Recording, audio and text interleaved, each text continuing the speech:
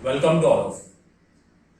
Today I will discuss on the topic that is standardization, factor of safety, and that is stress concentration.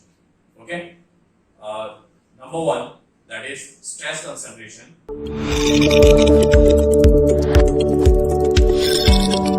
That is stress concentration is a location in an object where the stress is significantly greater than the surrounding region. मतलब कि stress concentration का मतलब ये है कि अगर कोई भी प्रोडक्ट में अगर नॉर्मल स्ट्रेसेस का फ्लो हो रहा है बट अगर वहां पे कुछ अनइवन चेंज आ रहा है, ठीक है, मतलब कि जो नॉर्मल स्ट्रेस जहां पे जितना होना चाहिए उसके अलावा वहां पे थोड़ा ज्यादा स्ट्रेस है, तो that means known as stress concentration. उसको हम क्या कह सकते हैं, यहाँ पे स्ट्रेस कंसंट्रेशन कहते हैं. तो आप यहाँ पे डायग्राम में देख सकते हो कि स्ट्रेस कंसंट्रेशन मतलब कि जहाँ पे आपको रेड स्पॉट दिख रहा है वहां पे स्ट्रेस का कंसंट्रेशन ज्यादा हो जाता है, मतलब वहां पे स्ट्रेस जो है वो नॉर्मल से थोड़ा ज्यादा है. ऐसे फिनोमिनन को हम क्या कहते हैं, स्ट्रेस कंसंट्रेशन इसको कहते हैं. ठीक है, तो स्ट्रेस कंसंट्रेशन जनरली कहां पे होता है, when there are irregularities in the geometry or material of structural component that cause an interruption to the flow of stress.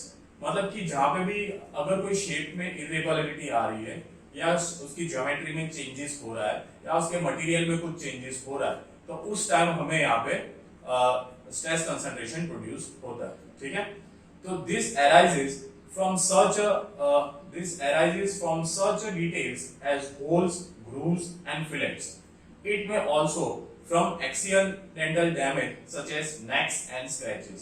मतलब यहाँ पे जहाँ पे भी होल, अगर किसी कंपोनेंट में होल आ रहा है या ग्रूव्स आ रहा है या नॉचेस आ रहा है या फिलेट आ रहा है, ठीक है, उस टाइम में भी यहाँ पे हमें स्ट्रेस कंसंट्रेशन दिखाई देता है. ठीक है, और कभी एक्सीडेंटल डैमेज हो जाए जिसके कारण, मतलब कि अगर प्रोडक्ट में अगर कोई डैमेज हो जाए जिसके कारण स्क्रैच प्रोड्यूस हो या उसमें कोई नेक्स प्रोड्यूस हो, तो उसके कारण क्या हो सकता है, उस पोजीशन में कि नॉर्मल स्ट्रेस के अलावा उस पोजीशन में थोड़ा ज्यादा स्ट्रेस प्रोड्यूस होने लगता है.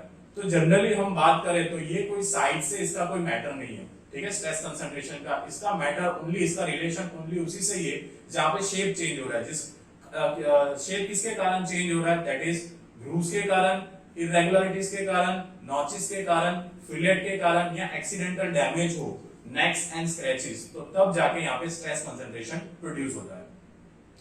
नेक्स्ट, यहाँ पे हम स्ट्रेस कंसंट्रेशन का डेफिनेशन हम देख सकते हैं. ठीक है, स्ट्रेस कंसंट्रेशन फैक्टर का डेफिनेशन है, क्योंकि ये फैक्टर हमें डिसाइड करना पड़ता है जब भी हम कभी डिजाइन करें कोई ऑब्जेक्ट का, ठीक है, या कोई प्रोडक्ट का. तो stress concentration factor is defined as the highest stress to the nominal stress of the cross section. ठीक है, कि जहां पे अगर जो हाईएस्ट स्ट्रेस लग रहा है, ठीक है, जहां पे अगर ग्रेटर स्ट्रेस लग रहा है वो हमें कैलकुलेट करना पड़ेगा, फिर जो नॉर्मल स्ट्रेस लग रहा है वो हमें लेना पड़ेगा. उन दोनों का ratio, maximum stress to the nominal stress, उन दोनों का रेशियो हम अगर निकालेंगे तो उस टाइम हमें क्या मिलेगा, स्ट्रेस कंसंट्रेशन फैक्टर मिलेगा. एक इंपॉर्टेंट पॉइंट मैं यहाँ पे आपको बताना चाहूंगा कि स्ट्रेस कंसंट्रेशन फैक्टर जो है, it is a function of the geometry of crack और नॉच. मतलब कि ये किस पे डिपेंड होता है, ज्योमेट्री पे, शेप पे डिपेंड होता है, जबकि इसका कोई साइड से कोई लेना देना नहीं है. ठीक है, अगर कोई क्रैक है या होल है या नॉच है तो उस टाइम हमें स्ट्रेस कंसंट्रेशन दिखाई देगा. That is the principle of stress concentration and that is the phenomenon of stress concentration.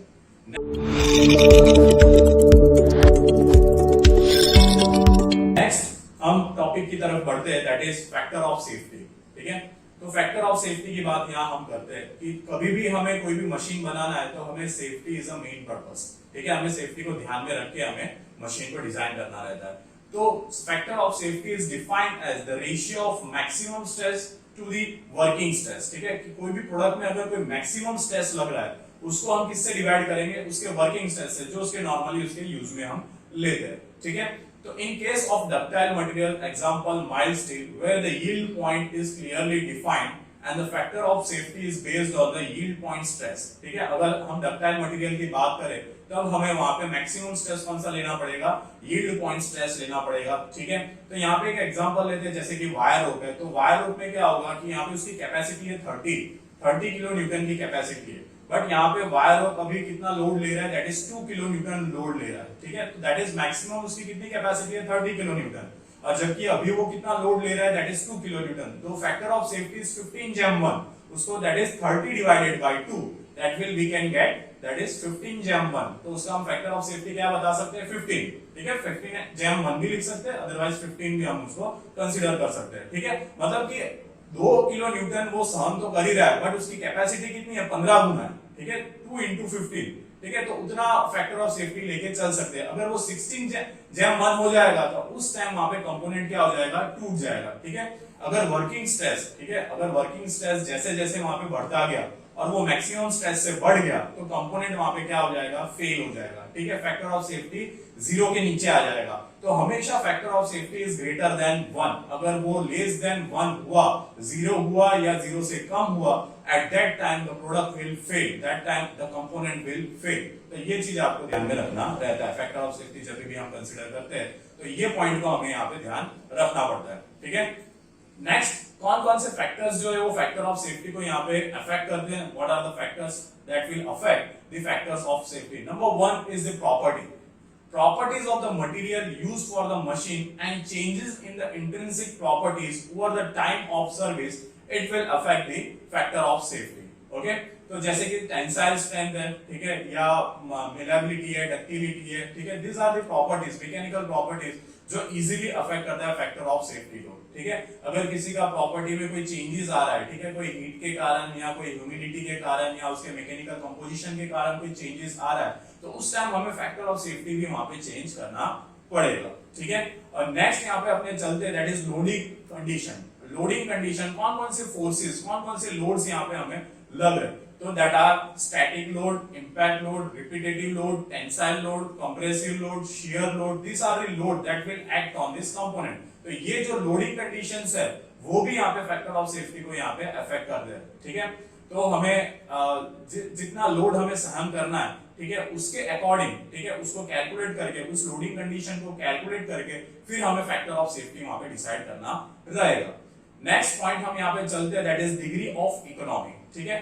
Factor of safety हमें ज्यादा भी नहीं लेना है और ज्यादा कम भी नहीं लेना है, लो भी नहीं लेना है और मैक्सिमम भी नहीं लेना है, ठीक है। अगर मैक्सिमम लेंगे तो वहां पे हमें मटेरियल जो यूज करना पड़ेगा वो ज्यादा यूज करना पड़ेगा, अगर मटेरियल ज्यादा यूज करेंगे तो cost will increase, the cost will rapidly increase. अगर वहां पे अपने लो फैक्टर ऑफ सेफ्टी कंसीडर करेंगे तो लो फैक्टर ऑफ सेफ्टी में क्या होगा कि मटेरियल हम कम यूज करेंगे बट उसकी स्ट्रेंथ क्या हो जाएगी, घट जाएगी, तो there will be a chances of failure, ठीक है। तो हमें optimum factor of safety decide करना पड़ेगा जिसके कारण अपने इकोनॉमी को वहां पे क्या होगा, इंपैक्ट ना लगे, ठीक है। तो ज्यादा भी ना हो और कम भी ना हो, दैट विल बी ऑप्टिमम। तो we have to select optimum factor of safety for the purpose, okay. Next यहाँ पे चलेंगे, that is degree of accuracy, ठीक है। तो हमें यहाँ पे फोर्स एनालिसिस करना पड़ेगा, यहाँ पे हमें स्ट्रेस एनालिसिस करना पड़ेगा, वो हमें एकदम एग्जैक्टली कैलकुलेट करना पड़ेगा ताकि हम उसके मुताबिक हम एग्जैक्टली मटेरियल हम चूज कर सके, ठीक है। तो अगर एग्जैक्टली मटेरियल हमारे पास एग्जैक्टली साइज रहेगा, ठीक है, एग्जैक्ट साइज रहेगा, at that time we can get the exact value of the factor of safety so that we can design the optimum value with the help of factor of safety, okay। next यहाँ पे point चलते हैं, that is degree of safety। तो degree of safety की बात करें हमें तो जैसे कि अगर वायर रोप का एग्जांपल है तो वहां वायर रोप एग्जांपल में हमें अगर वायर रोप का कोई भी एक कंपोनेंट टूट गया, ठीक है, तो पूरा का पूरा वहां पे मशीन क्या होगा, डैमेज हो जाएगा, ठीक है। तो वायर रोप के कारण यहाँ पे क्या कोई भी छोटी सी भी एक्सीडेंटल डैमेज आई तो ऐसा कोई प्रोडक्ट्स होते हैं जिसके छोटी सी भी वहां पे डैमेज होने के कारण पूरा मशीन वहां पे फेल हो जाता है, ठीक है। तो एट दैट टाइम ऐसे प्रोडक्ट में हमें फैक्टर ऑफ सेफ्टी हाई लेना पड़ेगा, ठीक है। तो डिग्री ऑफ सेफ्टी को ध्यान में रख के, जैसा प्रोडक्ट है उसका एप्लीकेशन उसको ध्यान में रख के हमें फैक्टर ऑफ सेफ्टी डिसाइड करना पड़ता है। नेक्स्ट है that is imperfection in the workmanship, मतलब कि अगर हम बहुत सारे इंस्पेक्शन करने के बावजूद भी अगर कुछ डिफेक्ट अंदर इंटरनल डिफेक्ट्स रह जाता है, ठीक है, और वो हमें अगर नजर में नहीं आता, हमारे नेकेड आई से नजर में नहीं आता, फिर भी हम वहां पे अंदर कुछ डिफेक्ट्स रह जाता है, तो ऐसे को कंसीडर करके, ठीक है, ऐसे डिफेक्ट्स को कंसीडर करके हमें क्या करना पड़ता है, फैक्टर ऑफ सेफ्टी डिसाइड करना पड़ेगा।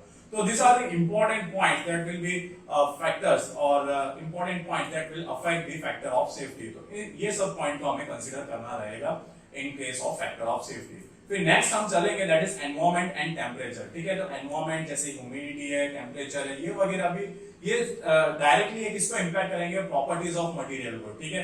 कि अगर किसी में टेम्परेचर इंक्रीज हो गया तो वो एक्सपांशन करना स्टार्ट हो जाएगा वो मटेरियल, तो उसके कारण उसकी जो कंडक्टिविटी है या उसकी टेंसाइल स्ट्रेंथ है वो सब वहां पे क्या हो जाएगा, वो अफेक्ट हो जाएगा। तो ऐसे चीजों को हमें कंट्रोल करके उसको हमें फैक्टर ऑफ सेफ्टी डिसाइड करना पड़ेगा। अप्लाइड लोड रिलायबिलिटी, ठीक है, कि किस तरीके से आप उस लोड को लगा रहे हो, क्या वो टेंसाइल लोड है, क्या वो कंप्रेसिव लोड है, क्या वो शियर लोड है, क्या वो बेंडिंग लोड है, ऐसे लोड को हमें कंसीडर करके हमें वहां पे कंसीडर करना पड़ता है, ठीक है।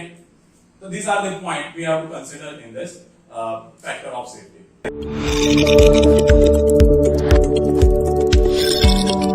नेक्स्ट टॉपिक की तरफ चलते हैं, that is standardization and advantages. तो व्हाट इज स्टैंडर्ड? स्टैंडर्ड का मतलब होता है कि कोई भी एक सेट ऑफ पार्ट्स या मटेरियल और प्रोसेस को हम डिजाइन करें according to the rules and norms के मुताबिक, ठीक है।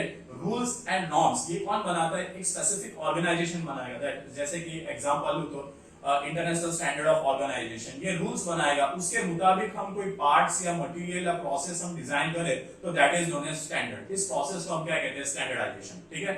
और स्टैंडर्ड का ऑब्जेक्टिव क्या रहता है कि हम जो वैरायटी होता है उस वैरायटी को रिड्यूस करें, और जो हम पार्ट्स जो बनाएंगे, ठीक है, नंबर ऑफ आइटम्स वो लिमिटेड बनाएंगे बट एक ही तरह का होगा, बट वो कैसा होगा? उसका मास प्रोडक्शन होगा, ठीक है। तो reduce the variety and limit the number of parts, that is the main objective of this standardization. इसके क्या क्या कौन कौन से एडवांटेजेस है वो हम यहाँ पे देख लेते हैं। It save the efforts of the design engineers and manufacture new machines as a standard components are readily designed by expert, ठीक है। तो ये क्या करता है कि जो हमारी मेहनत लगती है डिजाइन करने में, ठीक है, उसको यहाँ पे क्या करते हैं, यहाँ पे वो रिड्यूस करते हैं ड्रास्टिकली, क्योंकि एक डिजाइन बना लिया हमने, ठीक है, फिर हम उसको बहुत सारे कंपोनेंट्स बनाने के लिए यूज कर सकते हैं, ठीक है। तो मेन एक डिजाइन स्टैंडर्ड डिजाइन बन गया तो फिर हम बहुत सारे यहाँ पे कंपोनेंट्स उससे बना सकते हैं। That will give mass production. It ensure certain minimum specified quality, ठीक है। अगर एक ही स्टैंडर्ड का अगर डिजाइन रहेगा तो हमें क्वालिटी सभी कंपोनेंट्स में क्वालिटी सेम मिलेगी, ठीक है। तो हमें यहाँ पे क्वालिटी कैसे मिलेगी? सेम मिलेगी, एंड स्टैंडर्ड क्वालिटी हमें यहाँ पे प्रोवाइड होगा। It helps in the manufacturing of the component in mass production, ठीक है। हमें मास प्रोडक्शन यहाँ पे मिल सकता है, जैसे कि मैंने बताया था कि एक ही डिजाइन होगा और उस डिजाइन को कंसीडर करके हम बहुत सारे प्रोडक्शन क्रिएट कर सकते हैं, ठीक है। जैसे कि साइकिल है तो साइकिल का एक डिजाइन आप बना लोगे, फिर वहां पे आप बहुत सारे वहां पे साइकिल्स बना सकते हो, ठीक है। नेक्स्ट जो पॉइंट है, easy and quick replacement of the component is possible, ठीक है। अगर कोई भी यहाँ पे हमारे पास, जैसे कि आप एक स्टेट की बात करो या दूसरे स्टेट में बात कर लो, अगर हम यहाँ से कहते हैं कि 8 इंच का बोल्ट एक मशीन से हमें रिमूव करना है, तो same bolt that will be removed from that another state and this state also, ठीक है। दोनों स्टेट में एक ही 8 इंच का बोल्ट वहां से रिमूव होगा, ठीक है। तो दैट मींस स्टैंडर्ड। तो हम यहाँ पे क्या कर सकते हैं कि अगर हमारे पास स्टैंडर्डाइजेशन होगा तो हम इजीली उसको रिप्लेसमेंट कर सकते हैं, मतलब कि उसका इजीली हम असेंबल और डिसअसेंबल कर सकते हैं और क्विक रिप्लेसमेंट भी यहाँ पे कर सकते हैं। तो this is the standardization and advantages of the standardization. Okay, next